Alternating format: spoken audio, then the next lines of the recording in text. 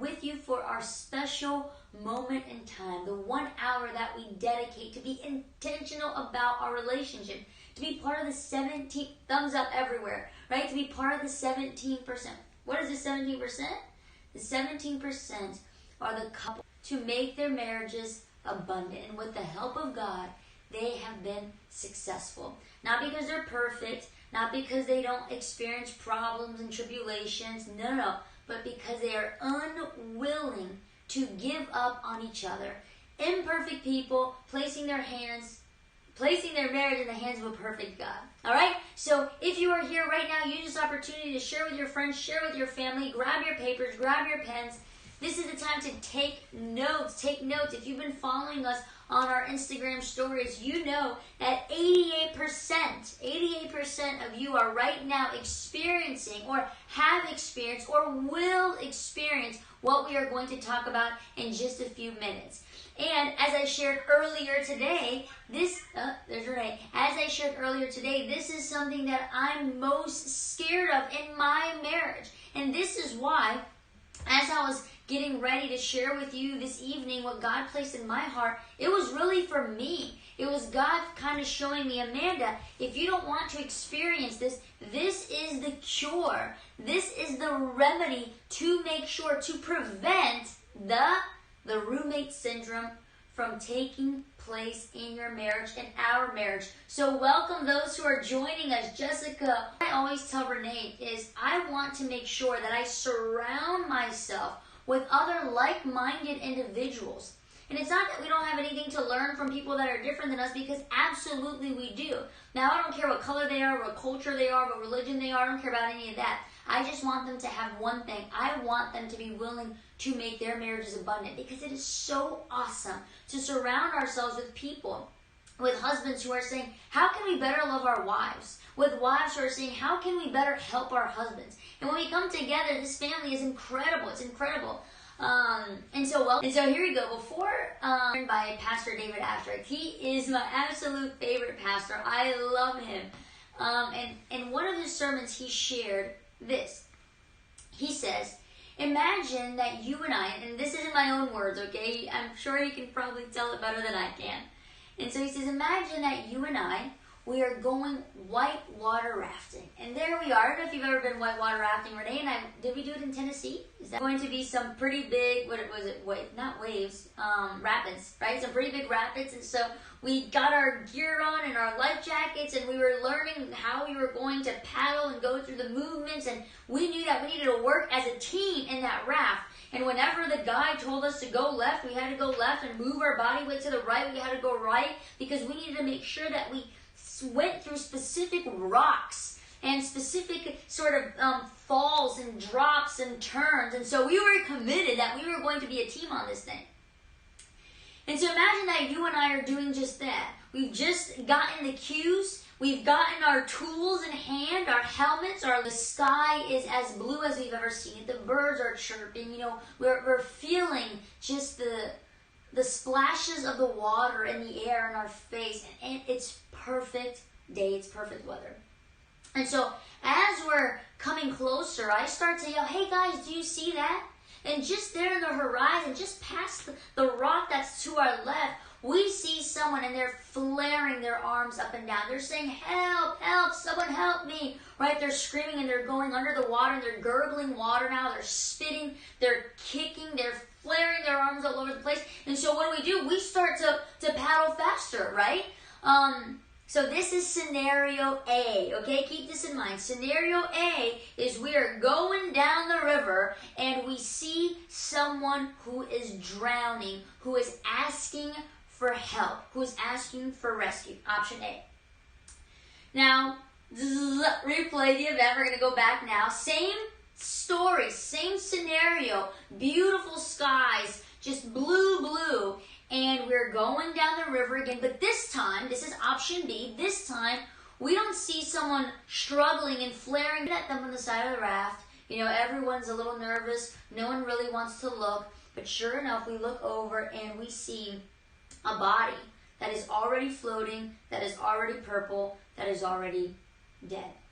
Now, if I were to ask you, for those who are joining us and for those who are here with us now, would you rather see option A or would you rather see option B? What would you say? For those who have just heard this story, this scenario, would you rather see option A or would you rather see option B? Let's see. There's a little bit of a delay. There's a little bit of a delay here, so I'm going to keep going because I have a delay from here to the TV to whatever. Okay, Will, there you go. Will is saying A. So Will would rather see option A. And the reason why all of us, there you go, option A. The reason why all of us would choose option A is because this. The struggle itself is a sign of life. Don't miss that. The struggle itself is a sign of life. Your marriage right now might be struggling, but I'd rather see it struggling than dead and divorce. So if you are struggling, praise God, because there is still something we can do for a struggling marriage. There is still something we can do for that option A, that man who was flaring his arms, who was asking for help, who was drowning. We can still do something with drowning. We can't do anything with dead, but we can do with drowning, and we can do with abundant marriages, and we are not going to settle for mediocrity. Which is why here it comes, the roommate syndrome. Have you ever heard of the roommate syndrome? Because it scares me half to death. I tell Renee all the time. I say, Renee, we will not be the marriage that falls into the roommate syndrome. You know, growing up in a Christian family, growing up going to church every weekend, we understood the seriousness and the sacredness of marriage. But something that would always make me question is this concept of you shall not divorce, which great, I agree with. But oftentimes the you shall not divorce became an excuse for people to do whatever they wanted to do, to have awful marriages, unhappy marriages, unsatisfying marriages. And because, you know, I still have a ring on my finger, even though I'm fake married here and Instagram, even though we live like roommates, look, technically speaking, we're still married. And I always found that, and I thought, I don't want that. I don't want to have a fake marriage. I don't want to be living a double life here where I go to church and we pretend to have this great and amazing and fantastic marriage, but inside of our homes, we're killing each other. I want there to be consistency in my marriage wherever I go, whoever I'm around, whether I'm in church or at home. I want my marriage to be consistently awesome. And so this was always something as a little girl that I kept in the back of my mind, and something very early on in our marriage. I told Renee, listen, I believe what the Bible says, that God hates divorce. And truly, I did not get married to you to get a divorce. However, we don't have a green pass to have a mediocre marriage just because we're going to pretend to society, to the community, to the church, or whomever that we're married, even though we hate each other and we're miserable. And so, Renee can vouch to this. I've always told him that, listen, buddy, we are going to be intentional about making this thing awesome, because ain't nobody got time to have an unhappy marriage. And so the roommate syndrome scares me, and it should scare you, because if you have not already lived it, you might be currently living it. And if we are not intentional in defining what it is, you will sooner or later fall victim to the roommate syndrome. I put it there on Google to sort of define it for us. And this is how Google defines it. Roommate marriages, once strong passion and emotional closeness, have gradually morphed into silent routines and polite indifferences. Oh man, that kills me. Silent routines. Checklist marriage. Kind of like the checklist Christians. Polite indifferences. Roommates are doing all the work of being married while getting few of the benefits of what God intended for marriage to be. I added those few words there in the end. Look at this. They do not feel loved, honored, and cherished. And this is at times the reality of you and me. We become so occupied with the demands and the urgencies and emergencies of daily life and daily living that we are not making time to invest in our marriages. And before we know it, we look around and that person that we committed ourselves in the altar long ago, we look at them and we don't even recognize them. We look at them and we think, I've fallen out of love. I don't know this person. What has become of my marriage? Well, it's become a roommate marriage because you have acquired the roommate syndrome. Now look, children, a blessing. I have 2 of them myself. If you follow me there on Abundant Marriage, you see them pop up every once in a while. If you follow me on my private account, you see them all the time. They're River and Reed, twin boys, absolute joy and love of our lives. And they are a blessing. Truly they are. Careers, they are vital. I love being with you guys here at Abundant Marriage. I love being a marriage and family therapist. Renee loves his career. He's an engineer. He loves planes. He likes pulling things apart and making it work. Careers are vital. Hobbies, we have tons. Thanks, Renee. This is one of Renee's hobbies. I'm the absolute worst, and I always need water. Every single night, without delay, he's shaking his head no. He says, you should do a video on the cure for not having water. Every single night, without delay, we get in bed, we're nice and cozy. Just before Renee shuts off the light, which he does it on his phone because as an engineer, he wants to make sure everything is, together or on the phone. And I said, Renee, I forgot my water. And every time he goes downstairs and gets me water. He's the best, okay? Because I would have gotten sick and tired of it by the 2nd, 3rd time. And he's already done it. I've lost count. Question. What is the characteristics of a roommate marriage? You're getting ahead of the game there. So we're going to define the roommate marriage as we just did. We are going to find the reason why oftentimes we get the roommate syndrome. And then I'm going to give you 7 characteristics, and then I'm going to give you the cure. So you're going to have to stay till the end there, Will. Emily, hello. I'm glad you joined us temporarily. We love you too, Renee, and I absolutely love you. You're great. So listen, let's get back to it here. So as I was saying, kids are a blessing. Careers are vital. Hobbies and friends are so important for healthy and happy life.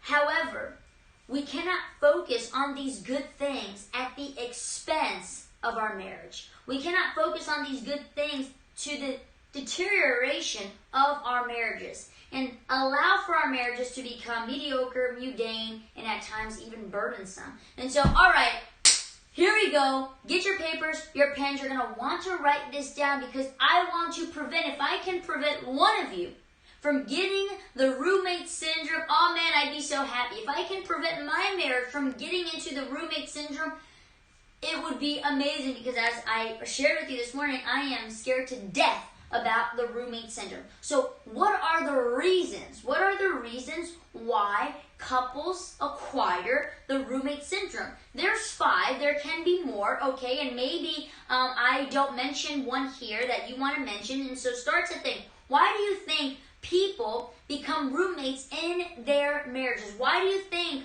love wears out? Why do you think people are feeling unloved, unhonored, uncherished? Why do you feel like that is? Why is it that we come together to pay bills, to take care of children, and no one is having any more sexual intimacy, emotional intimacy? Why are we not even on the same book, much less on the same page? And so the reasons, some of the reasons for the roommate syndrome is children. Again, I told you, children are awesome. They're a blessing. They are great. But oftentimes, when children come into scene, when children come into play, they can cause the roommate syndrome because mom and dad are so focused on the children, are so focused on caring, as we should be, right? Babies can't take care of themselves. And so waking up late and feeding and making sure the doctor's appointments and that they're clothed and all these things, when kids come into play, we can fall victim to the roommate syndrome. Another reason people fall into the roommate syndrome is because of work. Everyone is busy, busy, busy. Everyone is running around all the time. People leave early and then they come home late. And during the in-between, I know some couples, some husbands who they don't even have a lunch break. And so you leave early, you have no lunch break, you come home late. Sometimes husband and wives, they go days, truly days, without even seeing each other. Can you imagine living in a home with someone that you go days without seeing them? That you go days that if you do see them, you don't even have time or energy to have a conversation with them. So look at this. I forget the website. It was a great little podcast I was hearing.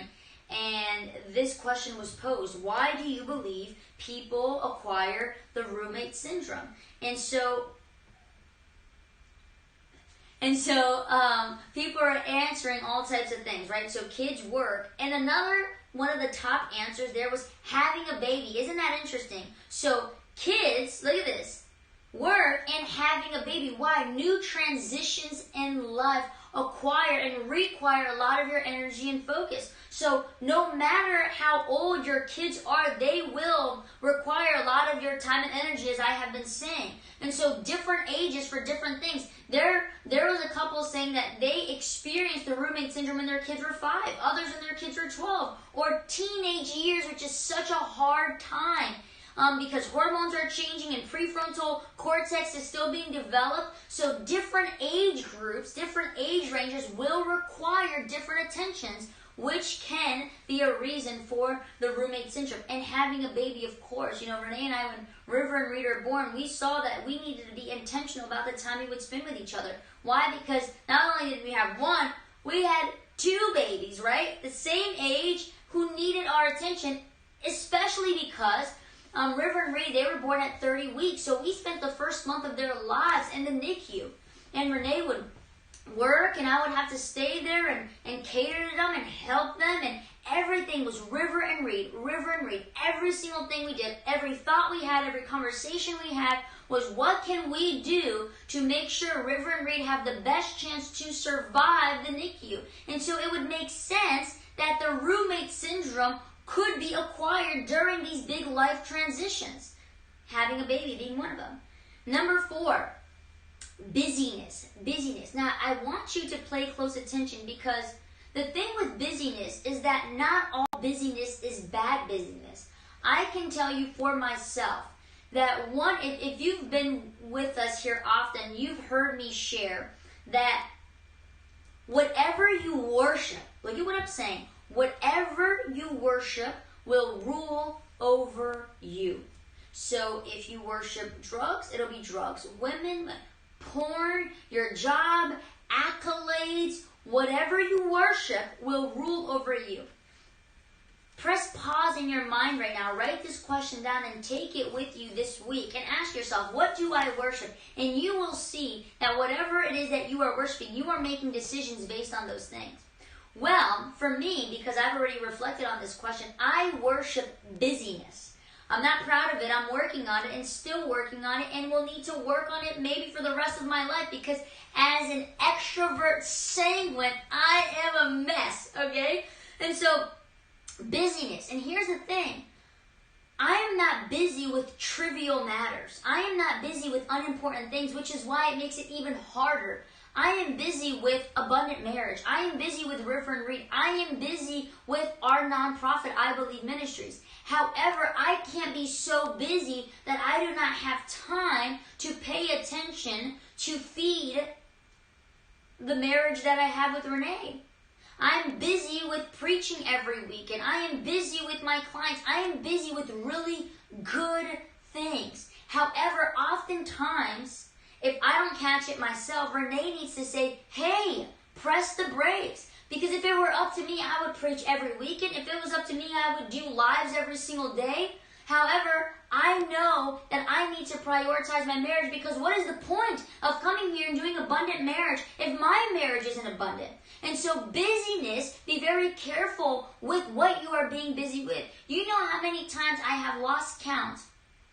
It could be a pastor who's going there and who's preaching and who's helping everyone else's marriage. But listen, I will not die on the altar of ministry for my marriage. I won't do it. So we need to make sure, we need to take inventory, and we need to make sure that we are prioritizing are of communication will develop the roommate syndrome in your marriage. Welcome, welcome. Those who are coming in, I had a very good hello. And so look, we are talking here about the roommate syndrome, and I gave you 5 reasons that people say it happened or was developed in their marriage. And so we have kids, work, having a baby, busyness, and lack of communication. And so now, if you are listening and you're thinking, oh yeah, those are the things that happen. Maybe you've already experienced the roommate syndrome, like I have said. Maybe you've never experienced, and maybe you're living through it right now, this exact moment. But like I said, if you are struggling, the struggle itself is a sign of life. If you are here because you want things to look different in your marriage and be different in your marriage, hallelujah, this is the place. Okay, now, 7 signs. If you're still thinking, well, Amanda, how do I know? What is a character trait? What is something tangible that I can see in my marriage that maybe I can't see now because I'm so distracted? There are veils over my eyes. Well, get ready. I'm about to remove the veils over your lives so that you can clearly see, so that you can detect no more blind spots in your marriage when it involves the roommate syndrome, okay? And so look, number 1, a sign that you are not a couple anymore. You are just roommates. Do I have all 7? I'm in trouble. Do I have 5 or 3 or 2 or 1? But do not despair. There is still something that can be done. Number 1, sleeping apart. Sleeping apart. If you are sleeping apart, whether it's every single day, a few times a day, or a couple of times a week, this is detrimental to your marriage. You know why? Because the bed is such a special place. I've often said it before, and I'll say it again. The bed is for 2 things. It's for sleeping and it's for sex. And as you know, when it's late at night and you cuddle up into your bed, when the phones are removed, and listen, you know, Renee and I are exceptional at this, and I'm usually the one who gets in trouble about this. Okay? Because oftentimes, if I put my phone out of my bed, again, right, I'm super busy. There's always someone that needs some type of help, that needs some type of attention, and I love to do these things. But I can't do it at the expense of my marriage. And so Renee's always like, Amanda, put your phone in the bed. Amanda, now it's my time. And I'm so incredibly happy that I have a husband who wants to spend time with me and who is jealous about my attention. Says, you can deal with them tomorrow. Now it's my time. And sure, he has every right to be jealous for his time. The Bible says that our God is a jealous God, that he doesn't want us worshiping other lowercase g gods. He wants us to worship him. And so sleeping apart, not good for your marriage. So many marriages, as soon as children are born and babies are born, and listen, in the beginning, absolutely, as soon as River and Reed came home from the hospital after 1 month in the NICU, they still needed constant care and attention. And so we bought one of those pull-out bed couches, whatever, pull-out beds? Is that what you call it? Pull-out couch, whatever you call it. And I slept in River and Reed's room for a good amount of time. This was temporary, and I didn't sleep there every single day. Thank God, you know, I had the best help from my parents, and you know, my mom was able to sleep in the room oftentimes for them too, so that I could sleep with Renee, so that I could spend time with Renee. Can you imagine? Can you imagine that all of my attention, my whole world sort of revolved around Jesus? And then Renee, and then all of a sudden, he's competing with 2 little boys who, listen, Renee's very easy on the eyes, but River and Reed, they're so cute, right? And so he was now competing with two babies. And so I needed to be mindful of that. So sleeping apart, we have to go out of town here, you have to go out of town there, sure. But at night, when you are cuddling up with your spouse, this is when conversations happen. This is when intimacy happens. This is when cuddling happens, or massages, or sex. So make sure that nothing distracts the sacred moments when you are in bed together, be it at night or be it in the morning. Okay? I know Renee was so jealous of our moments together in bed. As River and Reed starts getting older, they're like 2 years and 3 months, 4 months. River and Reed are insane. Man, we love them. And so they figured out how to jump from their bed. So to doctor. He got a cast. He got a red cast to match Grandpa's truck. And after a while, they got pretty good at jumping out of the bed, like little ninjas. They would jump out of the bed, and it was so funny because Renee would put them in bed, and then by the time Renee walked to the door to close the door, they were already right behind him. Papa, Papa, and Renee's like, get back into bed. And they would run into bed, and so they were jumping out of the bed. I particularly liked it because they would, okay, I'll give Renee that, but they would jump out of their bed, they would run up the stairs, and they would come into bed with us, and I loved it. It was the best ever. I loved having them in bed, but they were doing it at like 4 in the morning, 5 in the morning, and Renee's like, this is crazy. No way. Renee was also scared about Renee being Renee, that they were going to get hurt or this and that. I was like, they'll be fine. And so Renee on Amazon, he buys like a tent. So you put it in their crib there, you put the mattress on top, and it's a tent, and they're basically prisoners in their own crib. Control, okay? I don't mean a toxic, not in that way, please. Understand me well. So sleeping apart is a sign that roommate syndrome can be part of your marriage. And so if this is you, be mindful, and we're about to give the cure to that. Number 2, no touching.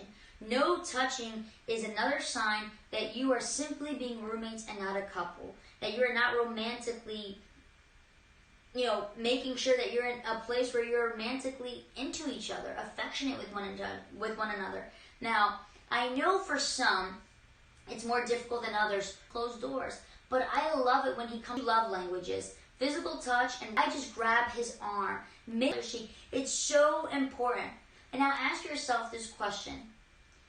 When was the last time that you passionately kissed each other without sex?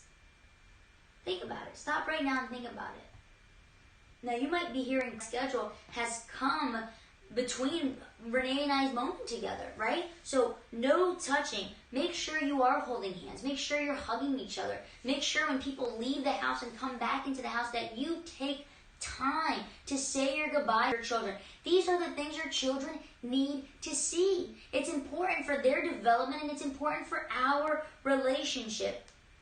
Be passionate with one another. I always say, in order for passion to happen, compassion might happen. And the small everyday touches are little moments of compassion.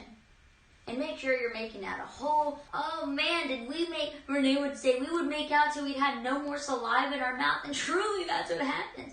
And what happens with us, that these things die away. And I had one husband says, he goes, what happens is that sex is better than making out. And his wife says, well, I really enjoy making out. It really puts me in that moment. And so, boys, your wife needs foreplay. You might be a microwave, but she most definitely is not, generally speaking. So if no touching is happening in your marriage, we got a problem. Number 3, lack of intimacy. When I say intimacy, when I say that word, I want you to think of 2 sides of one coin. Lack of intimacy being physical intimacy, so sex, and emotional intimacy, meaning conversation, communication, okay? And so if sex has become a chore, if sex has become a checklist, if sex has become something like, okay, hurry up and get it over with already, we have a problem. Sex needs to be enjoyable. Sex needs to be enjoyable. Sure, sex is to make babies, but sex also is so that you and I can have pleasure. It needs to be good for the men. It needs to be good for the women. There is no other reason, women, for your clitoris besides the enjoyment with the right person and the right circumstance in the awesomeness that is marriage. Sex needs to be happening. And so lack of intimacy. What I'm saying, I'm not saying quantity time, I'm saying quality time, because there's a lot of husbands who say, what do you mean? I'm with her all the time. I'm with her every second of every day, especially now in this pandemic, man. I've been home more than ever. Quality time is different than quantity time. And truly, for quality time to happen, you have to spend quantity time together. But we need to make sure that when we are together, that we are prioritizing each other. Have meals together without watching TV. Without vegging out on TV. Have conversations, quality conversations that don't involve talking about the kid, that don't involve talking about household chores or the bills, finances all the time. That's not talking about your disagreements over your in-laws. Have quality time together to explore your dreams and your hopes and your wishes. Have quality time together. That you and your spouse would get to know the deepest portions of your hearts and of your soul. Which comes to number 5. When the roommate syndrome is present in your marriage, deep conversations are simply not taking place.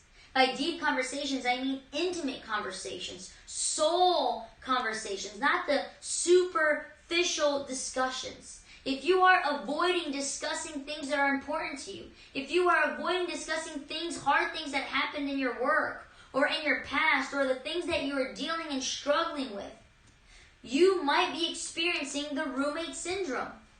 If talking about the dreams, if talking about the hopes are something of the past, we are in trouble. We are in trouble. If deep conversations, powerful and intimate conversations are not taking place, passionate conversations are not taking place in your marriage, the roommate syndrome could be the reason for that. Number 6, nothing in common. Those experiencing the roommate syndrome have nothing in common. You know, when you started dating, it's almost like everything was a reason to spend time together. I don't know what it was about your spouse that made you fall in love. But for Renee and I, our love started very young. Love with me. And he says, well, I fell in love with you because, you were kind of like one of the guys. Meaning that you were always willing and down to play sports. And so I remember his family, my family, and several other families from church, we would get early at the beach. Early on a Sunday morning, and we would take things to barbecue to spend all day long. I mean, from sunrise to sunset, we were at the beach, and we would surf, and we would play soccer, and we would play beach volleyball. We would do it all. And so we fell in love with each other for so many of the hobbies, for so many of the things that we love to do together. Why did you fall in love with your spouse? And do you still continue to do those things? Do you still share a lot of those hobbies, a lot of those passions? Are you still enjoying the time you spend together? It's so incredibly important that we have things in common. And if right now you're thinking, oh my goodness, I have nothing in common with this man. I have nothing in common with this woman. Well, remember the reasons and the things that made you fall in love. And if truly there's nothing now, well, get creative. Go try a dancing class. Go do a hike. Go start taking pictures of birds. I don't know. Color together. Do a puzzle together. Figure it out. There's so many things you can do. Instruments together. The list goes on and on and on. Go to the beach. Go learn how to surf together. There's so many things that you and I can do.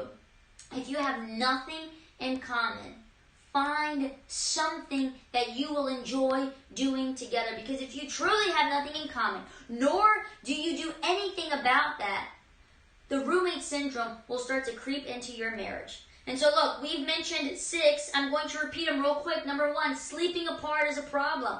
No touching is a problem. Lack of intimacy, both physical and emotional. No quality time together. 5, no deep conversations. And number 6, nothing in common. And last but not least, number 7. And I thought this one was very interesting, which talks a little bit on what we were talking about. Well, I'm always with this person. We spend so much time together. I mean, we're stuck in the same household together. That is not the same. Number 7, always apart when together. Listen, I get in trouble with this one big time with Renee. Because again, remember, one of the reasons that the roommate syndrome starts to come up in marriages, kids, work, having a baby, lack of communication, and busyness. And I am very busy. And it's for good reasons. It's for good things. It's always because I'm trying to help someone or doing a sermon, or it's always good things. But even still, it is not an excuse, because I cannot lose sight of great things, which is my marriage, for good things. I need to be able to better manage my time. I can't constantly be on my phone, because truly my phone is going off every single second of every single day. And so, which again, I'm still awful at this, and Renee is so generous in his forgiveness and his mercy over me, because truly I need to get better. I need to figure out a way to have specific blocks, specific times throughout the day to answer those emails, to answer those text messages, to return those phone calls. And some things are just going to have to be left for tomorrow, or honestly, next week. I'm going to have to be getting a lot better at saying, I don't have a problem saying no, unless it has something to do with Jesus. So if it's, Amanda, will you preach here? Will you do a prayer thing there? Will you do a Bible study here? I have such a hard time saying no to the things of Jesus. But I know that God is working in my heart and saying, hey, Amanda, hey, don't get distracted. Don't lose focus, even if your busyness is with good things. And so look, number 7, this was the one that most sort of stuck to me, most opened my eyes, because remember, one of the things that I am most afraid of in my marriage is that Renee and I would have a roommate marriage. I will not tolerate a roommate marriage. Why? Because yes, God hates divorce, but God also hates the appearance of something that is not. Something that is not. And so I was reading the other day a book called Patriarchs and Prophets. And there it said this: no deviation of strict integrity is pleasing to God. Meaning that I need to make sure that this ring isn't simply jewelry on my finger, but that it truly resembles the passion and the commitment that Renee and I are making every single day. Again, I'm not saying it's a perfect marriage, but I'm also saying that it's a marriage that needs to be abundant. Because look, God chooses to use your marriage and your family to give evidence that there is a God in the universe. This is what the book continued to say. You know what the book said? It said that God chose Abraham, that through Abraham he would bless the world. That he took Abraham outside and said, Abraham, look at all the stars in the sky. That is going to be your multitude. I am going to increase your name, and I'm going to bless your name, because I'm going to bless others because of you, Abraham. And wherever Abraham went, Abraham would raise up an altar to the living God, and people surrounding him, the heathens, the pagans, the unbelievers, they would look at Abraham. They would look at his family. They would look at his household. They would look at his marriage, and they would say, I don't know what it is, but there's something different about that man. And his familial testimony, the testimony that he had of his family, was strong evidence and strong proof that there is a God of the universe who wants to be intimately involved with your family and with your marriage. And so, guys, it is so incredibly important that our marriages reflect what God wants it to reflect: His goodness, His grace, His patience, His second chances, His mercy. During, I believe we're doing a 40 days of prayer. I believe is our nonprofit. We're doing a 40 days of prayer, and we've been memorizing Bible verses. And one of the Bible verses that we have memorized was the Bible verse about the character of God, and it says this: the Lord God, merciful, gracious, long-suffering, abundant in goodness and truth, forgiving iniquity. Wait, now I forgot it. Hold on. Abundant in mercy and truth. Renee, I forgot it. And Renee definitely doesn't remember. Hold on. Forgiving, abundant in mercy and truth, forgiving sin, iniquity, and transgression, and by no ways clearing the guilty. There's still one sentence there that I forgot. I'll have to remember it. But I want for that character of who God is to be reflected in my life to my marriage, and from Renee's life to our marriage, so that the entire world can put our marriage on display and say, there is consistency here. There is abundance here. This isn't a marriage for show. This is real and this is true. You know how many people have said, Amanda, true love doesn't exist. True love doesn't. This is all a fraud. People are all walking around with a double life. We cannot be this way. And so number seven which is a character trait of marriages who are experiencing the roommate syndrome, is always apart when together. You're upstairs, he's downstairs. You're in the garage, he's in the kitchen. You're with one kid, he's with another kid. You're putting one kid to sleep and he's feeding the other kid. Anything to avoid spending any real time together. You know, Renee and I caught ourselves doing this, and it wasn't because we didn't want to spend time together. It's because we thought we were saving time. But in us trying to save time, we were actually taking time away from each other. And so because our schedules and trying to get the boys ready is so difficult at night for them to sleep, he would say, like, I'm going to get the smoothie ready while you give them a bath. And sometimes, because truly the day goes by so quickly, we have to do that. But for the most part, I said, Renee, you know what? We're getting distracted here. We're going to both give them baths. We're going to both be in the kitchen while we make their dinners and have them drink their smoothies. We're going to both go on go-kart rides and go feed the goats together and go feed the chickens together. Does it take more time? Yes, it does take more time. And it would be so much better time-wise if Renee got them in the morning like he does, and he went to go feed the goats and take care of the chickens, and I stayed in the kitchen to prepare breakfast, because then they would come. But these are the quantity and quality moments that we have as a family, and then moments that we're going to have as each other. And so always apart when together means just that. If when you get home from work, you're constantly going your separate ways in your home, you are just roommates. Make sure that your schedules, they are they're aligned together. Absolutely, make sure they're aligned together. You know, I have wives waking up earlier than husbands, and husbands sleeping later than wives, and so they never see each other. Wake up together, shower together, sleep together, share your meals together, play with your children together.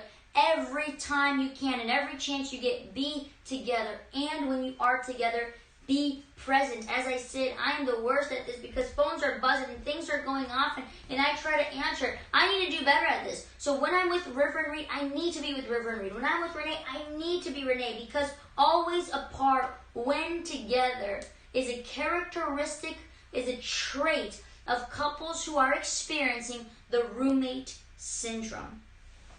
Okay, guys, and now we are coming to a close, and I am going to give you the cure. Amanda, what is the cure of all these things? You know, we defined the roommate syndrome, and truly, maybe now you understand why I am afraid of the roommate syndrome. I'm afraid of the roommate syndrome because what it does is that it presents a caricature of God of which He is not. I am scared of the roommate syndrome because I want for people to look at my marriage and see God. I want them to see consistency. I'm scared of the roommate syndrome because I don't want my children to have the same fear I had of marriage growing up. Thinking, oh man, all these people at church, I know they're married, but they're not like married. And there was such a talk on you can't get divorced, you can't get divorced. And truly, I believe that. I believe that we shouldn't get divorced and that we should be willing to do whatever it takes, because as I shared with you in the beginning, the struggle itself is a sign of life. But I'm also not okay in any way, shape, or form that we would just roll over, that we would play games, that we would play a facade, that we would live a double life. Absolutely not. And so what then is the cure? 5 simple things that you can do. And please get creative with this. Number 1, communication. You have got to communicate. Remember the little, maybe Renee can get it. You think you can get it for me? Those cards right there? Yeah. Questions. Yes. When we don't have anything in common, what do I do? Oh, that's a very good question. When you don't have anything in common, what can you do? Okay, I'm going to give something you can do right now. Renee's going to, he's going to appear. No, he's not. He's not going to appear. He's in his pajamas, feeling a little shy. Okay, Renee's is jumping over the bed as we speak, and he's going to get me something that you can do. If we have nothing in common, what can we do? Well, part of communication is being curious, okay? Part of communication is curiosity. And so it's important that you are willing to find out things about your spouse that you might not know. And if your spouse is like Renee is a yes or no kind of guy. However, when I ask really good questions, things that he's passionate about, he goes on and on and on. If you ask Renee anything about an ATV, you'll speak to him for 5 hours, okay? And so, what I would recommend you do, you can get this on Amazon. It's called Table Topic, Questions to Start Great Conversations. And this is the way you are going to get to know your spouse better, and then you can find things in common. So look, I'm just going to randomly pick something here. Let's see. Look. What advice would we give a younger couple? And there's so many. I mean, that's one of them. Look, have you ever experienced a miracle? How comfortable do you feel about your body? What's the best financial decision you've made? What shared secret would we never tell our friends? I mean, there's so many great ones. What would you do if you wanted to have a child but couldn't? There are so many great, and these questions go from, very fun, very light to very deep. And so I love these. Every once in a while I'll grab one or grab two and I'll go up to Renee when he's playing in the shed with his ATVs and I'll just ask him a question. I'll sometimes get these questions, and when we go on our walk together, every morning we like to do our walks together, I'll start to ask him some of these questions because I want to get to know him. What's the name of the box again? Oh yes, it's called Table Topics, Questions to Start Great Conversation. So Table Topics on Amazon. Okay, Table Topics on Amazon. Maybe you can see it there, probably not. Table Topics. And so the cool thing is there's also for different things. There's Table Topics for your teenagers. There's Table Topics for families. There's really good ones. And we're spending Christmas with some family. And I'm such a stickler for bringing these things, and I'll get everyone together. And I like having really deep conversations because I want to get to know my family. I want to get to know my friends. And it's so good because truly you become more intimate with people that you're having these types of conversations with. And so, Amanda, I have nothing in common with my husband. I have nothing in common with my wife. Start with these questions, okay? Start communicating with these questions. And maybe you guys are miles apart. Maybe there's a chasm between the two of you, right? The Grand Canyon is between the two of you. So, if anything, ask the question and text it to each other. Start slow. Text it to each other. Email it to each other. Maybe you're uncomfortable with even talking to each other right now. I have couples who are so distant and so far apart that they don't even like to talk to each other. Start slow. Start slow. And then pick an activity. Start a bucket list. Okay, what are the top 5 things in your bucket list? Maybe you're going to discover, ask your spouse, here's a question for you. If you could do anything, what would be on your bucket list? Maybe they'll say something crazy, but maybe they're going to say something doable. Well, I would love to skydive. You know what? Go skydiving. Life is too short. Go do something together. I had a husband, and he got a Harley Davidson bike, and his wife was like, oh, I'm never going to ride that with you. And I said, you better, yeah, you are. I'm going to get her a leather jacket because she's going to ride that motorcycle with you. It's like, listen, I know you don't like the motorcycle, but your husband is clearly going through a midlife crisis, so grab a leather jacket with him, put a helmet on, and go, on that Harley Davidson down the beach. Says, oh, okay. And guess what? Now it's one of her favorite things to do. So guys, live a little. If your spouse likes to do something that you don't like, enter their world. If your spouse likes to bike and you don't, secretly start practicing. Mom, this is for you. I'm coming for you right now. My dad loves to bike. My mom doesn't particularly like to bike. Get a bike, start practicing, and then one day go to the park on a Sunday. You don't have to go biking. My dad bikes with all these guys 50, 100 miles a Sunday. Mom, you don't have to do that. But go to the park and just go around, a nice little joyrider. Go on the beach. Go run on the beach. Go walk on the beach. Go do something. Find things in common. But you're only going to know the hobbies you like if you are willing to explore and experience. Renee and I like to rock climb together and hike together and bike together. We're very active. We like to do these things. And we have found the more and more, Will's clapping his hand, there you go. The more and more you start to spend time together, the more things you will find. The more things you'll find. And so part of communication, which is this, is curiosity. Be curious about one another. So that's the first cure.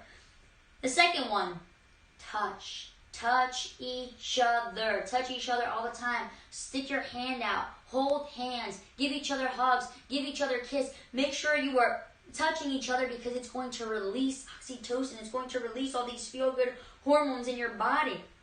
God made us for touching. God made us for connection. God made us for closeness. So touch each other. Wives, remember, your husband needs physical touch.